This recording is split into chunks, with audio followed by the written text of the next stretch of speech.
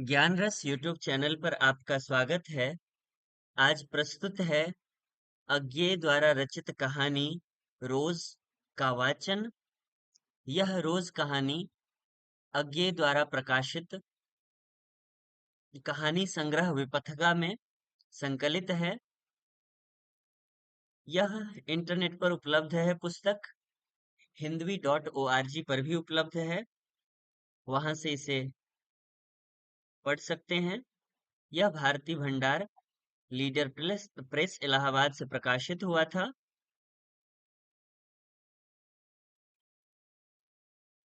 यह समर्पित है अज्ञे जी के द्वारा अपने विपथगा अपनी विपथगा जीवनी में जिसका स्नेह मैंने पाया उसी बहिन इंदु को। तो इंदु को यह समर्पित है। ये छोटी सी भूमिका है और ये कहानियां हैं इसमें संकलित, जिनमें से हमें रोज का वाचन करना है। यह कहानी इसमें हर कहानी के बारे में अलग अलग लिखा हुआ है कि वह किसे समर्पित है। तो रोज कहानी बिंदु को समर्पित है। इसकी रचना हुई थी डलहौजी जेल में मई 1931 ईस्वी को। ये कहानी है यहाँ से रोज।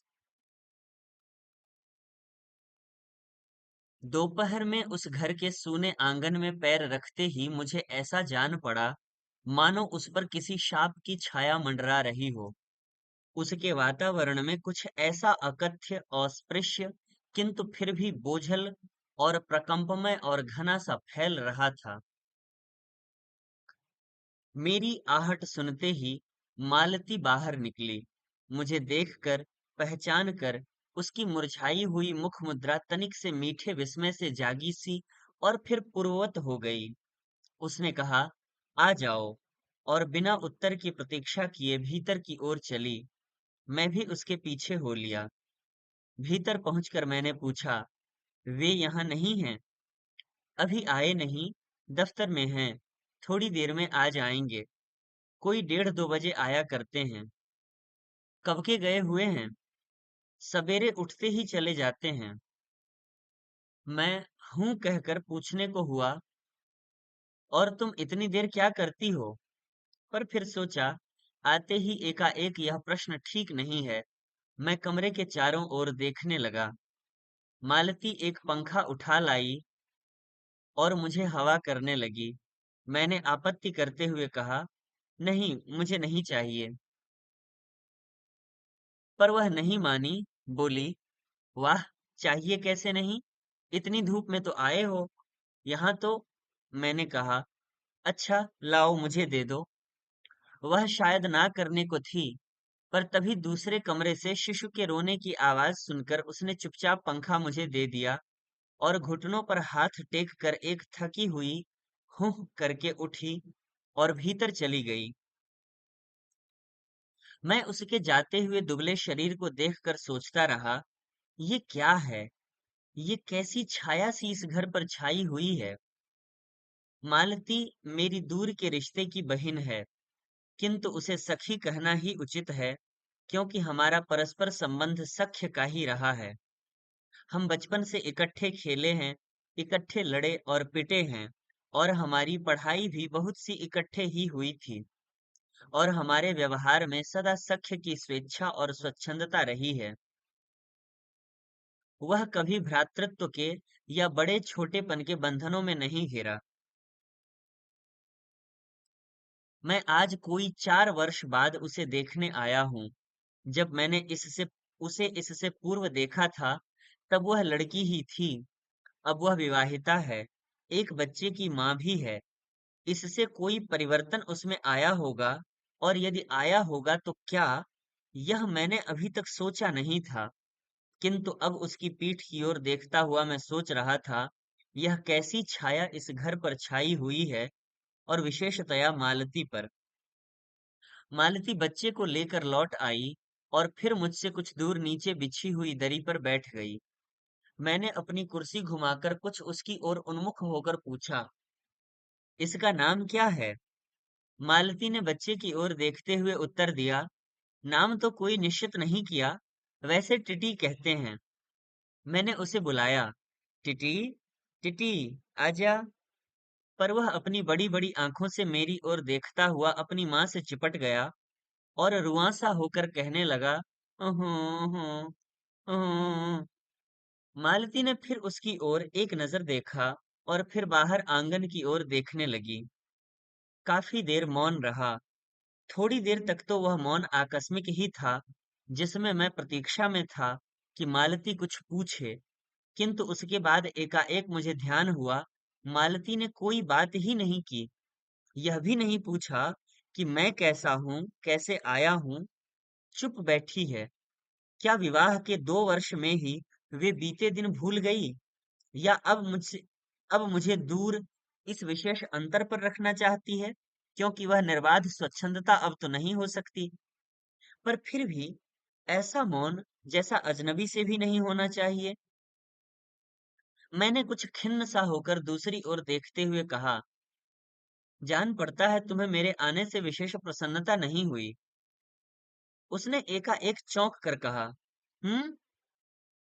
यह हूं प्रश्न सूचक था, किंतु इसलिए नहीं कि मालती ने मेरी बात सुनी नहीं थी, केवल विस्मय के कारण। इसलिए मैंने अपनी बात दोहराई नहीं, चुप बैठ रहा। मालती कुछ बोली ही नहीं। तब थोड़ी देर बाद मैंने उसकी ओर देखा। वह एकटक मेरी ओर देख रही थी, किंतु मेरे उधर उन्मुख होते ही उसने आंखें नीची कर लीं। फिर भी मैंने देखा, उन आंखों में कुछ विचित्र सा भाव था, मानो मालती के भीतर कहीं कुछ चेष्टा कर रहा हो, किसी बीती हुई बात को याद करने की, किसी बिखरे हुए वायुमंडल को पुनः जगाकर गतिमान करने की, किसी टूटे हुए व्यवहार तंतु को पुनरुज्जीवित करने की, और चेष्टा में सफल न हो रहा हो। वैसे जैसे बहुत देर से प्रयोग में न लाए हुए अंग को कोई व्यक्ति एकाएक उठाने लगे और पाए कि वह उठता ही नहीं है, चिर विस्मृति में मानो मर गया है, उतने क्षीण बल से, यद्यपि वह सारा प्राप्य बल है, उठ नहीं सकता। मुझे ऐसा जान पड़ा, मानो किसी जीवित प्राणी के गले में किसी मृत जंतु का तोक डाल दिया गया हो। वह उसे उतार कर फेंकना चाहे, पर उतार न पाए। तभी किसी ने किवाड़ खटखटाए। मैंने मालती की ओर देखा, पर वह हिली नहीं। जब किवाड़ दूसरी बार खटखटाए गए, तब वह शिशु को अलग करके उठी और किवाड़ खोलने गई। वे, यानी मालती के पति आए। मैंने उन्हें पहली ही बार देखा था, यद्यपि फोटो से उन्हें पहचानता था। परिचय हुआ। मालती खाना तैयार करने आंगन में चली गई और हम दोनों भीतर बैठकर बातचीत करने लगे। उनकी नौकरी के बारे में, उनके जीवन के बारे में, उस स्थान के बारे में, आबो हवा के बारे में, और ऐसे अन्य विषयों के बारे में जो पहले परिचय पर उठा करते हैं, एक तरह का स्वरक्षात्मक कवच बनकर।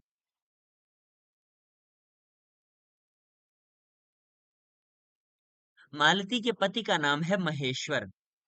वे एक पहाड़ी गांव में सरकारी डिस्पेंसरी के डॉक्टर हैं। उसी हैसियत से इन क्वार्टर्स में रहते हैं। प्रातःकाल 7 बजे डिस्पेंसरी चले जाते हैं और 1:30 या 2 बजे लौटते हैं। उसके बाद दोपहर भर छुट्टी रहती है। केवल शाम को 1-2 घंटे फिर चक्कर लगाने के लिए जाते हैं, डिस्पेंसरी के साथ के छोटे से अस्पताल में पड़े हुए रोगियों को देखने और अन्य जरूरी हिदायतें करने। उनका जीवन भी बिल्कुल एक निर्दिष्ट ढर्रे पर चलता है। नित्य वही काम, उसी प्रकार के मरीज, वही हिदायतें, वही नुस्खे, वही दवाइयाँ। वे स्वयं उकताए हुए हैं, और इसलिए, और साथ ही इस भयंकर गर्मी के कारण, वे अपने फुर्सत के समय में भी सुस्त ही रहते हैं। मालती हम दोनों के लिए खाना ले आई। मैंने पूछा, तुम नहीं खाओगी या खा चुकी? महेश्वर बोले, कुछ हंसकर, वह पीछे खाया करती हैं। पति 2:30 बजे खाना खाने आते हैं, इसलिए पत्नी 3 बजे तक भूखी बैठी रहेगी। महेश्वर खाना आरंभ करते हुए मेरी ओर देखकर बोले, आपको तो खाने का मजा क्या ही आएगा, ऐसे बेवक्त खा रहे हैं। मैंने उत्तर दिया, वाह, देर से खाने पर तो और भी अच्छा लगता है, भूख बढ़ी हुई होती है। पर शायद मालती बहन को कष्ट होगा।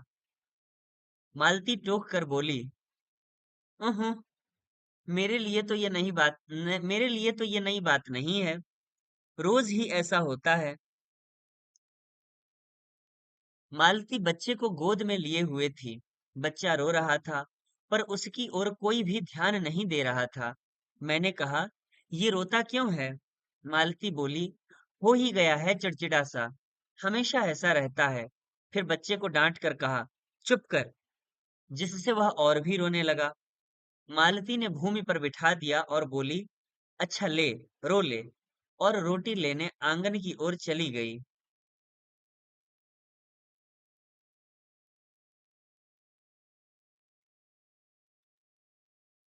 जब हमने भोजन समाप्त किया, तब 3 बजने वाले थे। महेश्वर ने बताया कि उन्हें आज जल्दी अस्पताल जाना है। वहां एक दो चिंताजनक केस आए हुए हैं, जिनका ऑपरेशन करना पड़ेगा। दो दो की शायद टांगे काटनी पड़े। गैंग्रीन हो गया है।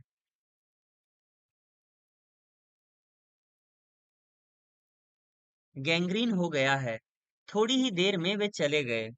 मालती किवाड़ बंद कर आई और मेरे पास बैठने ही लगी थी कि मैंने कहा, अब खाना तो खा लो, मैं उतनी देर टिटी से खेलता हूँ। वह बोली, खा लूंगी, मेरे खाने की कौन बात है, किंतु चली गई।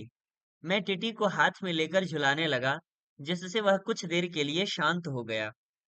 दूर, शायद अस्पताल में ही, 3 खड़के। एकाएक मैं चौंका। मैंने सुना, मालती वहीं आंगन में बैठी अपने आप ही एक लंबी सी थकी हुई सांस के साथ कह रही है, 3 बज गए। मानो बड़ी तपस्या के बाद कोई कार्य संपन्न हो गया हो। थोड़ी ही देर में मालती फिर आ गई। मैंने पूछा, तुम्हारे लिए कुछ बचा भी था? सब कुछ तो? बहुत था। हाँ, बहुत था। भाजी तो सारी मैं ही खा गया था। वहां बचा कुछ होगा नहीं, यूं ही रोब तो न जमाओ कि बहुत था। मैंने हंसकर कहा। मालती मानो किसी और विषय की बात कहती हुई बोली, यहाँ सब्जी वब्जी तो कुछ होती नहीं, कोई आता जाता है तो नीचे से मंगा लेते हैं। मुझे आए 15 दिन हुए हैं। जो सब्जी साथ लाए थे, वही अभी बरती जा रही है। मैंने पूछा, नौकर कोई नहीं है? कोई ठीक मिला नहीं, शायद 2 एक दिन में हो जाए। बर्तन भी तुम ही मांजती हो? और कौन? कहकर मालती क्षण भर आंगन में जाकर लौट आई। मैंने पूछा, कहाँ गई थी? आज पानी ही नहीं है, बर्तन कैसे मजेंगे? क्यों? पानी को क्या हुआ? रोज ही ऐसा होता है, कभी वक्त पर तो आता नहीं। आज शाम को 7 बजे आएगा, तब बर्तन मजेंगे। चलो, तुम्हें 7 बजे तक छुट्टी तो हुई। कहते हुए मैं मन ही मन सोचने लगा, अब इसे रात के 11 बजे तक काम करना पड़ेगा। छुट्टी क्या खाक हुई? यही उसने कहा।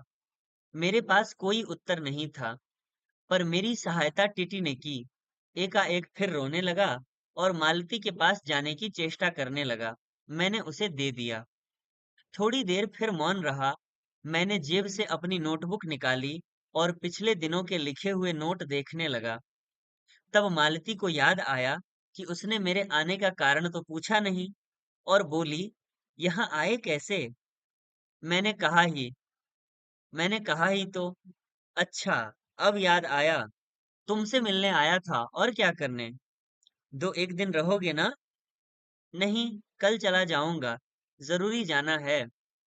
मालती कुछ नहीं बोली, कुछ खिन्न सी हो गई। मैं फिर नोटबुक की तरफ देखने लगा। थोड़ी देर बाद मुझे भी ध्यान हुआ, मैं आया तो हूँ मालती से मिलने, किंतु यहाँ वह बात करने को बैठी है और मैं पढ़ रहा हूँ। पर बात भी क्या की जाए? मुझे ऐसा लग रहा था कि इस घर पर जो छाया घिरी हुई है, वह अज्ञात रहकर भी मानो मुझे भी वश कर रही है। मैं भी वैसा ही नीरस निर्जीव सा हो रहा हूँ, जैसे, हाँ, जैसे यह घर, जैसे मालती। मैंने पूछा, तुम कुछ पढ़ती लिखती नहीं? मैं चारों ओर देखने लगा कि कहीं किताबें दिख पड़ें। यहाँ?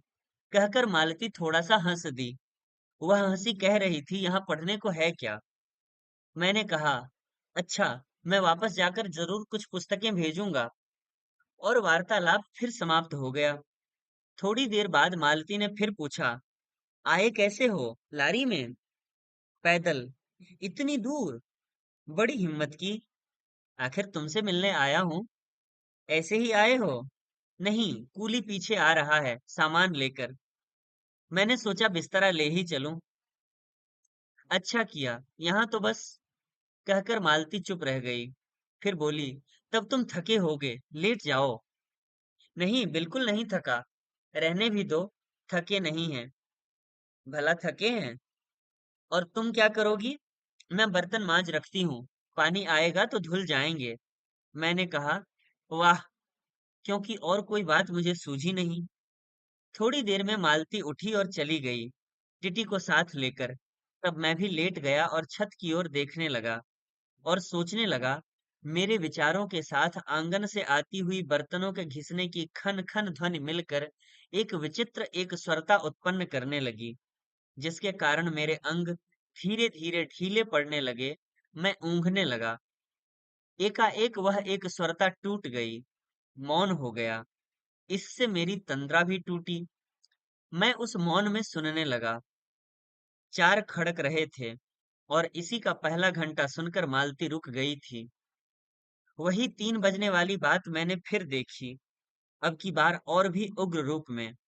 मैंने सुना, मालती एक बिल्कुल अनैच्छिक, अनुभूतिहीन, नीरस, यंत्रवत, वह भी थके हुए यंत्र की भांति स्वर में कह रही है, 4 बज गए। मानो इस अनैच्छिक समय गिनने गिनने में ही उसका मशीन तुल्य जीवन बीतता हो। वैसे ही जैसे मोटर का स्पीडोमीटर यंत्रवत फासला नापता जाता है और यंत्रवत विश्रांत स्वर में कहता है, किससे? कि मैंने अपने अमित शून्य पथ का इतना अंश तय कर लिया। न जाने कब कैसे मुझे नींद आ गई। तब 6 कभी के बज चुके थे जब किसी के आने की आहट से मेरी नींद खुली और मैंने देखा कि महेश्वर लौट आए हैं और उनके साथ ही बिस्तर लिए हुए मेरा कूली। मैं मुंह धोने को पानी मांगने ही को था कि मुझे याद आया पानी नहीं होगा। मैंने हाथों से मुंह पोंछते पोंछते महेश्वर से पूछा, आपने बड़ी देर की। उन्होंने किंचित ग्लानि भरे स्वर में कहा, हाँ, आज वह गैंग्रीन का ऑपरेशन करना ही पड़ा। एक कर आया हूँ, दूसरे को एम्बुलेंस में बड़े अस्पताल भिजवा दिया है। मैंने पूछा, गैंग्रीन कैसे हो गया? एक कांटा चुभ गया था। एक कांटा चुभा था, उसी से हो गया। बड़े लापरवाह लोग होते हैं यहाँ के। मैंने पूछा, यहाँ आपको केस अच्छे मिल जाते हैं, आय के लिहाज से नहीं, डॉक्टरी के अभ्यास के लिए। बोले, हाँ, मिल ही जाते हैं। यही गैंग्रीन हर दूसरे चौथे दिन एक केस आ जाता है। नीचे बड़े अस्पतालों में भी। मालती आंगन से ही सुन रही थी, अब आ गई। बोली, हाँ, केस बनाते देर क्या लगती है? कांटा चुभा था, उस पर टांग काटनी पड़े, ये भी कोई डॉक्टरी है? हर दूसरे दिन किसी की टांग किसी की बाह काट आते हैं। इसी का नाम है अच्छा अभ्यास। महेश्वर हंसे। बोले, ना काटें तो उसकी जान गंवाएं। हाँ, पहले तो दुनिया में कांटे ही नहीं होते होंगे। आज तक तो सुना नहीं था कि कांटों के चुभने से मर जाते हों। महेश्वर ने उत्तर नहीं दिया, मुस्कुरा दिए। मालती मेरी ओर देखकर बोली, ऐसे ही होते हैं डॉक्टर। सरकारी अस्पताल है ना, क्या परवाह है? मैं तो रोज ही ऐसी बातें सुनती हूँ। अब कोई मर मुर जाए तो ख्याल ही नहीं होता। पहले तो रात रात भर नींद नहीं आया करती थी। तभी आंगन में खुले हुए नल ने कहा, टिप टिप टिप टिप टिप टिप।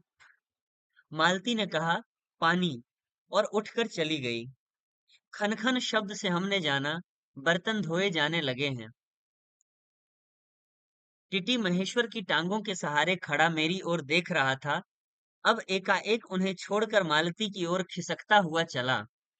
महेश्वर ने कहा, उधर मत जा, और उसे गोद में उठा लिया।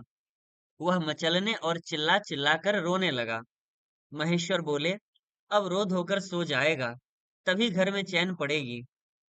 मैंने पूछा, आप लोग भीतर ही सोते हैं? गर्मी तो बहुत होती है। होने को तो मच्छर भी बहुत होते हैं, पर ये लोहे के पलंग उठाकर बाहर कौन ले जाए? अब कि नीचे जाएंगे तो चारपाइयां ले आएंगे। फिर कुछ रुक कर बोले, आज तो बाहर ही सोएंगे, आपके आने का इतना लाभ ही होगा।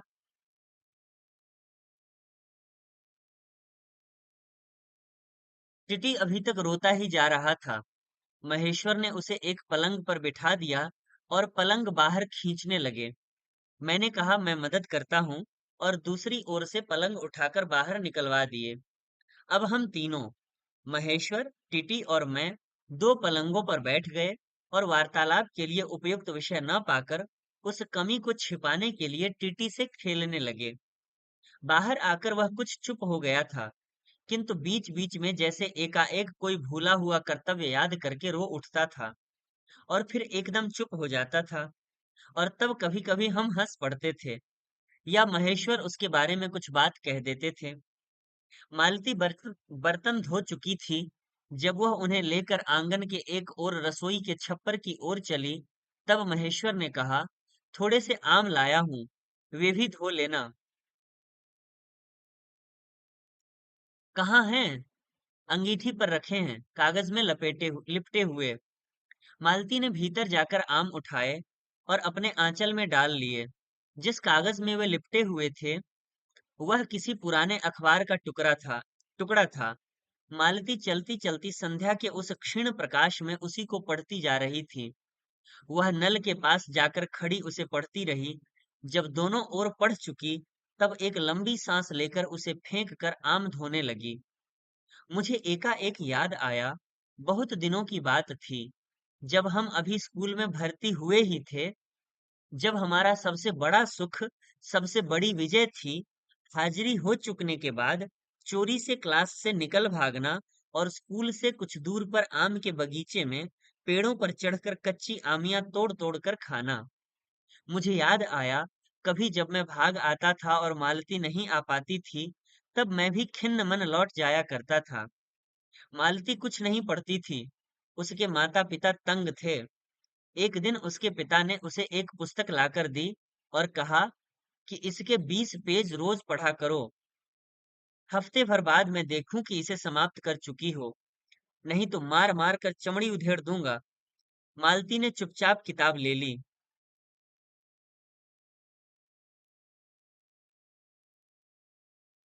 पर क्या उसने पढ़ी? वह नित्य ही उसके 10 पन्ने, 20 पेज फाड़ कर फेंक देती, अपने खेल में किसी भांति फर्क न पड़ने देती। जब 8वें दिन उसके पिता ने पूछा, किताब समाप्त कर ली? तो उत्तर दिया, हाँ कर ली। पिता ने कहा, लाओ, मैं प्रश्न पूछूंगा। तो चुप खड़ी रही। पिता ने फिर कहा, तो उद्धत स्वर में बोली पिता ने फिर कहा तो उद्धत स्वर में बोली, किताब मैंने फाड़कर फेंक दी है, मैं नहीं पढ़ूंगी। उसके बाद वह बहुत पिटी, पर वह अलग बात है। इस समय मैं यही सोच रहा था कि वही उद्धत और चंचल मालती आज कितनी सीधी हो गई है, कितनी शांत और एक अखबार के टुकड़े को तरसती है। ये क्या है यह? तभी महेश्वर ने पूछा, रोटी कब बनेगी? बस अभी बनाती हूँ। पर अब की बार जब मालती रसोई की ओर चली, तब टीटी की कर्तव्य भावना बहुत विस्तीर्ण हो गई। वह मालती की ओर हाथ बढ़ाकर रोने लगा और नहीं माना, नहीं माना। मालती उसे भी गोद में लेकर चली गई। रसोई में बैठकर एक हाथ से उसे थपकने और दूसरे से कई एक छोटे छोटे डिब्बे उठाकर अपने सामने रखने लगी। और हम दोनों चुपचाप रात्रि की और भोजन की और एक दूसरे के कुछ कहने की और न जाने किस किस न्यूनता की पूर्ति की प्रतीक्षा करने लगे। हम भोजन कर चुके थे और बिस्तरों पर लेट गए थे। टिटी सो गया था। मालती उसे अपने पलंग के एक ओर मोम जामा बिछाकर उस पर लिटा गई थी। वह सो तो गया था, पर नींद में कभी-कभी चौंक उठता था। एक बार तो उठकर बैठ भी गया था, पर तुरंत ही लेट गया। मैंने महेश्वर से पूछा, आप तो थके होंगे, सो जाइए। वे बोले, थके तो आप अधिक होंगे, 18 मील पैदल चलकर आए हैं। किंतु उनके स्वर ने मानो जोड़ दिया, थका तो मैं भी हूँ। मैं चुप हो रहा। थोड़ी ही देर में किसी अपर संज्ञा ने मुझे बताया, वे ऊँघ रहे हैं। तब लगभग 10:30 बजे थे। मालती भोजन कर रही थी। मैं थोड़ी देर मालती की ओर देखता रहा। वह किसी विचार में, यद्यपि बहुत गहरे विचार में नहीं, लीन हुई धीरे धीरे खाना खा रही थी। फिर मैं इधर उधर खिसक कर पलंग पर आराम से होकर आकाश की ओर देखने लगा। पूर्णिमा थी। आकाश अनभ्र। मैंने देखा उस सरकारी क्वार्टर की दिन में अत्यंत शुष्क और नीरस लगने वाली स्लेट की छत की स्लेट की छत की स्लेटें भी चांदनी में चमक रही हैं, अत्यंत शीतलता और स्निग्धता से छलक रही हैं, मानो चंद्रिका उन पर से बहती हुई आ रही हो, झर रही हो। मैंने देखा पवन में चीड़ के वृक्ष, गर्मी से सूख कर मटमैले हुए चीड़ के वृक्ष धीरे धीरे गा रहे हैं कोई राग जो कोमल है किंतु करुण नहीं, अशांतिमय है किंतु उद्वेगमय नहीं। मैंने देखा प्रकाश से धुंधले नीले आकाश के पट पर जो चमगादड़ नीरव उड़ान से चक्कर काट रहे हैं, वे भी सुंदर दिखते हैं। मैंने देखा दिन भर की तपन, अशांति, थकान, दाह पहाड़ों में से भाप की नाई उठकर वातावरण में खोए जा रहे हैं और ऊपर से एक कोमल, शीतल, सम्मोहन आह्लाद सा बरस रहा है, जिसे ग्रहण करने के लिए पर्वत शिशुओं ने अपनी चीड़ वृक्ष रूपी भुजाएं आकाश की ओर बढ़ा रखी हैं। पर यह सब मैंने ही देखा, अकेले मैंने। महेश्वर ऊँघ रहे थे और मालती उस समय भोजन से निवृत्त होकर दही जमाने के लिए मिट्टी का बर्तन गर्म पानी से धो रही थी और कह रही थी, बस अभी छुट्टी हुई जाती है।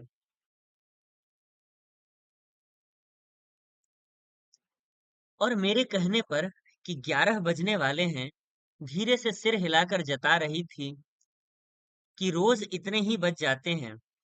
मालती ने वह सब कुछ नहीं देखा। मालती का जीवन अपनी रोज की नियत गति से बहा जा रहा था और एक चंद्रमा की चंद्रिका के लिए, एक संसार के सौंदर्य के लिए रुकने को तैयार नहीं था। चांदनी में शिशु कैसा लगता है, इस अलस जिज्ञासा से मैंने टिटी की ओर देखा और वह एकाएक मानो किसी शैशवोचित वामता से उठा और खिसक कर पलंग से नीचे गिर पड़ा और चिल्ला चिल्ला कर रोने लगा। महेश्वर ने चौंक कर कहा, क्या हुआ? मैं झपट कर उसे उठाने दौड़ा। मालती रसोई से बाहर निकल आई। मैंने उस खट शब्द को याद करके धीरे से करुणा भरे स्वर में कहा, चोट बहुत लग गई हो बेचारे के। यह सब मानो एक ही क्षण में, एक ही क्रिया की गति में हो गया। मालती ने रोते हुए शिशु को मुझसे लेने के लिए हाथ बढ़ाते हुए कहा, इसके चोटें लगती ही रहती हैं, रोज ही गिर पड़ता है। एक छोटे क्षण भर के लिए मैं स्तब्ध हो गया। फिर एकाएक मेरे मन ने, मेरे समूचे अस्तित्व ने विद्रोह के स्वर में कहा, मेरे मन के भीतर ही, बाहर एक शब्द भी नहीं निकला, माँ, युवती माँ, यह तुम्हारे हृदय को क्या हो गया है जो तुम अपने एकमात्र बच्चे के गिरने पर ऐसी बात कह सकती हो? और यह अभी जब तुम्हारा सारा जीवन तुम्हारे आगे है। और तब एकाएक मैंने जाना कि वह भावना मिथ्या नहीं है। मैंने देखा कि सचमुच उस कुटुंब में कोई गहरी भयंकर छाया घर कर गई है, उनके जीवन के इस पहले ही यौवन में घुन की तरह लग गई है, उसका इतना अभिन्न अंग हो गई है कि वे उसे पहचानते ही नहीं, उसी की परिधि में घिरे हुए चले जा रहे हैं। इतना ही नहीं, मैंने उस छाया को देख भी लिया। इतनी देर में पूर्ववत शांति हो गई थी। महेश्वर फिर लेटकर ऊँघ रहे थे। टीटी मालती के लेटे हुए शरीर से चिपटकर चुप हो गया था। यद्यपि एकाध सिसकी उसके छोटे से शरीर को हिला देती थी। मैं भी अनुभव करने लगा था कि बिस्तर अच्छा सा लग रहा है। मालती चुपचाप ऊपर आकाश में देख रही थी, किंतु क्या चंद्रिका को या तारों को? तभी 11 का घंटा बजा। मैंने अपनी भारी हो रही पलकें उठाकर अकस्मात किसी अस्पष्ट प्रतीक्षा से मालती की ओर देखा। 11 के पहले घंटे की खड़कन के साथ ही मालती की छाती एकाएक फफोले की भांति उठी और धीरे धीरे बैठने लगी, और घंटा ध्वनि के कंपन के साथ ही मूक हो जाने वाली आवाज में उसने कहा, 11 बज गए। तो ये थी कहानी। वाचन कैसा था? मुझसे कोई भूल हुई हो, आपका कोई सुझाव हो, तो अवश्य साझा करें। फिर मिलेंगे अगले वीडियो में। धन्यवाद।